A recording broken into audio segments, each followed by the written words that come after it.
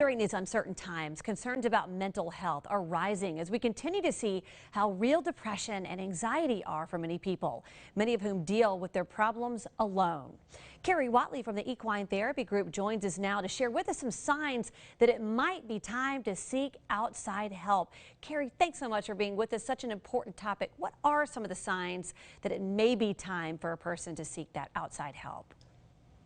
We all have good days and bad days, but if you've been feeling consistently depressed or anxious for more than a month, it's probably time to talk with someone to help get out of that rut.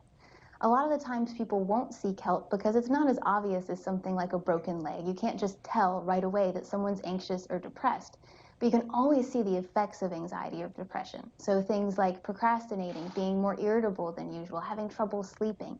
Another good thing to pay attention to is, are all of a sudden, are you maybe drinking a little more than you used to? Are you eating a lot more than you used to? Maybe you're doing some retail therapy. If you're kind of starting to do some things that maybe aren't normal for you and aren't super healthy, that might be a good sign it's time to reach out also. Well, what do you feel like keeps people from actually getting that counseling or outside support?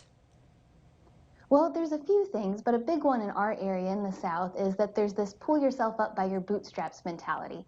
And that can be a great thing, but not with anxiety or depression, because it's not a self-discipline issue and it's not a character flaw. Most of the time, it's a physiological thing.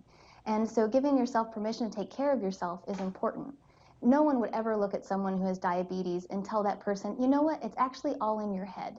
You don't actually even need insulin. You just need to think more positive. You know what? Let's test it. Here's a cupcake. See how that goes, right? You would never do that. But with depression or anxiety, sometimes I think people get down on themselves because they feel like they should be able to just snap out of it. And that's not actually the case. All right, so if someone is hesitant to get help, what would you like to say to them this afternoon?